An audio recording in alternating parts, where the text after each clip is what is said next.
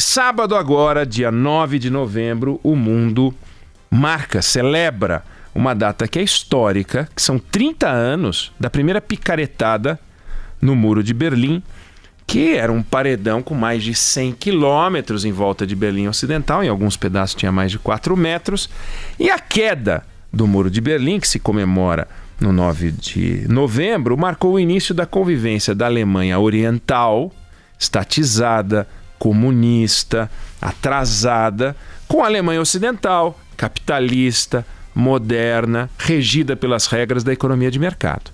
Então, dessa convivência e da conversão do lado oriental aos princípios ocidentais, surgiu o país mais moderno da Europa, um país capaz de enfrentar a China em vários setores. E eu estou citando esse exemplo porque o conjunto de medidas apresentado ontem pelo ministro Paulo Guedes ao Congresso Nacional, eu falo ministro Paulo Guedes porque ele é o gestor, é o criador, é o mentor das medidas, é o coordenador dessas medidas, é um marco histórico. Não tem evidente a dimensão de um Muro de Berlim do ponto de vista mundial, mas no nosso planeta Brasilis aqui, marca a primeira picaretada no muro que separava o Brasil oriental, estatizado, envelhecido, de um Brasil ocidental, que é o que a gente quer ser. Um Brasil moderno, regido pela economia de mercado. Então, vale a pena, na mesma semana acontecem esses fatos, no 9 de novembro e ontem no 5 de novembro. Né? 5 de novembro de 89, de 2019, pode ser uma data que vai entrar para a história brasileira, como a primeira grande transformação nesse país. E esse conjunto de medidas é a maior mudança já feita na Constituição de 88, né? Que ela produziu o quê? Produziu o engessamento que a gente tem hoje. A Constituição de 88, e esse pacote que o Paulo Guedes fez, ele desengessa coisas que a Constituição de 88 engessou, destrava coisas que a Constituição de 88 travou, e isso é uma mudança muito importante. A Constituição de 88 recebeu um apelido carinhoso, Constituição Cidadã, e nem poderia ser diferente porque você compara a Constituição de 88 com a Constituição de 1967, a sua antecessora, feita no regime militar. Natural que ela receba um tratamento carinhoso. Mas ela criou uma ilha da fantasia tomada pelas corporações, sem espaço para a sociedade privada, para aqueles que não vivem no Estado. E o espaço para aqueles que vivem no Estado são as águas turvas que cercam essa ilha da fantasia, cheia de tubarões, e todos se virando para conseguir não se afogar e pagar as contas de quem tem o privilégio de viver naquela ilha. Quando a gente observa os estragos que a Constituição de 88 produziu no Brasil de hoje, carimbando as despesas orçamentárias, impedindo os governantes de tomar decisões de forma livre e até podendo ser cobrados pelas decisões que tomam. Hoje fica muito difícil. Permitindo, ao mesmo tempo, que eles endividem o país. Está lá no texto, é autorizado. Deixaram criar municípios com uma velocidade pavorosa, né? Criando benefícios sociais que são difíceis de financiar, patrocinando o fortalecimento dessas corporações que se instalaram na ilha, no cocuruto da Ilha da Fantasia. É de se perguntar, portanto, por que cidadã, né? Bom, essa carta recebeu ontem uma emenda radical, um emendão, né? O maior que já foi escrito. Nunca o Estado brasileiro conheceu uma proposta tão ambiciosa quanto essa do Paulo Guedes. Foram várias as medidas transformadoras nos últimos 30 anos, a principal delas o Plano Real. O Plano Real acabou com a inflação e deu a nós a oportunidade de enxergar o tamanho do buraco que a gente tinha. Mas não avançou na área fiscal, não avançou na gestão das contas públicas. Outras medidas foram tomadas, importantes. A proposta feita para responsabilidade fiscal, importante. Mas como observou ontem o Paulo Guedes na entrevista, não foi o suficiente. Por incrível que pareça, tem uma lei mas a lei não é o suficiente, né? Ela não foi suficiente para conter. E a proposta, a gente precisava de uma proposta que fizesse uma faxina no Estado brasileiro, coisa que a gente não tinha feito até hoje. E essa proposta apareceu ontem. Ele propõe a unificação das verbas da educação e da saúde, para que os estados e municípios decidam como usar o dinheiro, né? Hoje é carimbado.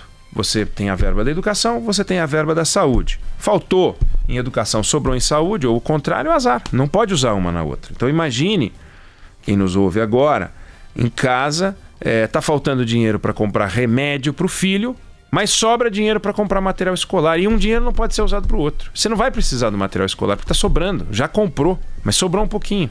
Pode comprar remédio? Não, não pode comprar remédio. É uma discussão profunda, não é simples de fazer.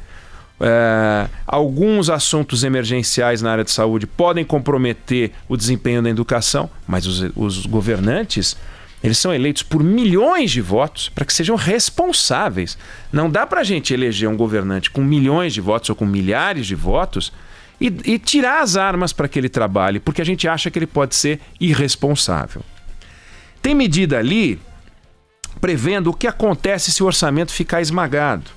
Acaba, por exemplo, os estados e municípios ficam proibidos de promover funcionário, de dar reajuste, de fazer novos concursos, criar novas despesas, podem reduzir jornada e salário em até 25%, e o gatilho é atingir 95% do orçamento com essas despesas, fica travado. A Constituição Cidadã, que é tão elogiada, não deixava fazer isso. Por quê? Porque a Ilha da Fantasia se protegia. O Paulo Guedes descobriu a equipe dele, né, catalogou mais de 200 e tantos fundos públicos com recursos que não são usados. E é coisa de mais de 200 bi de reais, eles apresentaram os números ontem. Então a dívida pública crescendo, passou de 5,6 trilhões de reais, e você pode pegar esse dinheiro e abater dívida, mas a Constituição Cidadã não deixava. É um problema isso, né? E agora, se essas medidas forem aprovadas, você vai conseguir abater dívida e atingir um dos 3 maiores buracos que o Brasil tem. Dívida, os outros 2 são folha de pagamento de pessoal, que tem medida no pacote para isso, e previdência, que já foi reformada. Agora, a mais impressionante das medidas, a mais surpreendente das medidas é aquela que atinge os municípios com até 5 mil habitantes, sem renda para custear, sem recursos para custear, ao menos 10% das suas despesas de funcionamento. Veja, é como se ficasse proibido de morar no prédio onde você mora aquele que não conseguisse pagar 10% das despesas que ele tem. 10%. O condomínio é 4 mil, 3 mil, 800 reais, ele não consegue pagar 80 reais. 80. Não é que ele não consegue pagar 800. Quanto é o condomínio médio numa cidade brasileira? 500 reais, ele não paga 50. 2 mil, ele não paga 200. Acima disso, tudo bem. Mas é o mínimo. Tem que pagar pelo menos 10% das suas despesas. E eu estou falando do exemplo do condomínio, mas das suas despesas gerais. 10% do salário, 10% das coisas. Não consegue. 10% da conta de luz. Esse é o critério para a cidade perder o direito de ser uma cidade independente. E aí ela não é que ela vai extinguir, né? Você aperta um botão e some. As pessoas, 10 minutos para você saírem daqui. Não, isso é só em caso de furacão, né? E a gente só vê isso em filme. Não, ela vai ser incorporada por uma outra cidade. O coreto vai continuar onde está, a igreja continua onde está, a loja continua onde está, não muda nada. Só que algumas cidades vão incorporar outras. As cidades podem incorporar até 3 outras cidades. A estimativa é que você tem 1/4 das cidades nessa situação. 1/4 das cidades brasileiras não conseguem pagar 10% das suas despesas, com 5 mil habitantes. E vão perder autonomia a partir de 2023, claro, se isso for aprovado. Isso significa acabar com 1/4 dos prefeitos, estou dando as notícias boas aqui. 1/4 dos secretários municipais. Então você imagina, se você tem 1.400 cidades, quantos secretários municipais tem? 5, 6, vezes 1.400. Quantos vereadores tem? 1/4 dos vereadores, 1/4 dos 57 mil vereadores. Olha que notícia espetacular. Algumas pessoas ficam muito irritadas quando a gente fala de vereador, partindo do princípio que vereador é uma profissão.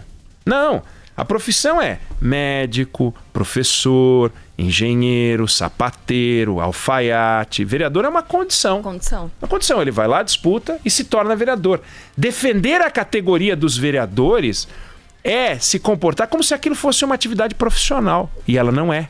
Ela não pode ser uma representação política para o bem da sociedade. E para o bem da sociedade, Paulo Guedes propôs algo muito interessante. Na Grã-Bretanha, algumas cidades são administradas por outras cidades. A Câmara dos Vereadores, que não existe essa figura, mas a parte do legislativo encarregada de fazer a gestão, faz a gestão de mais de uma localidade. Por que não aqui? A cidade A contrata a Câmara dos Vereadores da cidade B para fazer a gestão. Não precisa nem acabar com a cidade.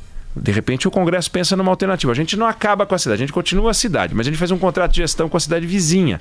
O prefeito cuida da gente, a Câmara dos Vereadores cuida da gente, e a gente pega o nosso dinheiro, que a gente gasta hoje com a Câmara dos Vereadores, e usa para arrumar a nossa cidade. Não vai dar para o outro. Para o outro a gente contrata, paga um salário ali para ele. Bom, convenhamos, né? A cidade que não paga 10% deixa os políticos mais felizes, porque tem um monte de político que recebe em dia, e deixa as cidades e o Brasil mais pobre, porque as pessoas não têm esse negócio de atrasar ou de reduzir só 25%. É tudo ou nada. Se a empresa está indo mal, quebrou, o camarada perde o emprego. Então esse governo, ele tem, a gente já falou disso, uma característica estranha, né? Na área política é atrasado. Ele se perde em discussões bestas, esse besterol de disputa por esse partido risível que é o PSL. Ele não se organiza no Congresso, ele cria disputas que não precisava ter na base de sustentação, se é que se pode falar em base de sustentação desse governo. Não valoriza a classe política. Aliás, ao montar o governo, o presidente Jair Bolsonaro disse, batendo no peito, que seus ministros eram técnicos, ou seja, não tinham o defeito de pertencer à classe política. Mas é com a classe política que ele vai ter que contar agora, né, para construir. Claro, veja, eu não tenho saudade do mensalão, eu não tenho saudade do petrolão, eu não tenho saudade dos governos que apareciam nos jornais só na corrupa. Então isso sumiu, ótimo. Bom, na economia, no entanto, o governo tem uma pauta moderna e avançada. Vem ainda o pacote das privatizações, que eles prometem vir, está enrolando, mas o Paulo Guedes diz que agora vem. Vem aí a reforma administrativa, vem a tão esperada reforma tributária necessária, né? Hoje, o leilão do pré-sal, importante, você já deu alguns números que saíram, números expressivos, o maior de todos os tempos, um negócio extraordinário. Sem falar no pacote de concessões de infraestrutura do ministro Tarcísio, na reforma da Previdência que já foi aprovada e nesse conjunto de medidas que é muito impressionante. A economia precisava de um choque. Agora o desafio é lutar pela aprovação. Na reforma da Previdência, a gente contou com o esforço do Rodrigo Maia e do Davi Alcolumbre. A gente precisa dos dois agora. E nós demos um show na reforma da Previdência. Não teve mobilização de rua, não teve colete amarelo como na França, não teve a crise que o Macri conheceu, não teve manifestação de rua como no Chile. E a gente está avançando. O Bolsonaro já apresentou em 10 meses de governo mais do que todos os outros governos pós-Constituição de 88 juntos, né? E isso é algo muito, muito importante. O pacote, ele é ousado. A melhor mudança que a gente pode fazer é aprovar ele do jeito que está. A segunda melhor mudança é aprovar ele do jeito que dá. Então, foi assim na reforma da Previdência. Aprovou do jeito que dava e acabou saindo um negócio ainda melhor do que aquele proposto pelo governo na gestão Temer. Muita gente critica esse pacote. Abrindo os jornais de hoje você vai ver a análise de alguns críticos dizendo assim, muitas das medidas ali vão enfrentar resistência. Vão enfrentar resistência. Agora, o raciocínio segundo o qual as medidas vão enfrentar resistência como uma medida de eficiência do pacote é sugerir que o melhor pacote é aquele que não traz mudança nenhuma. Esse traz mudança. Essa discussão sobre educação e saúde, por exemplo, vai dar o que falar, né? De forma que fica o registro. O ministro brilhou ontem, o governo Bolsonaro brilhou ontem, o gesto de ir ao Congresso foi muito importante e agora a bola está com Câmara e Senado para a gente começar mais uma sessão interminável de debates para transformar esse Brasil que tanto precisa.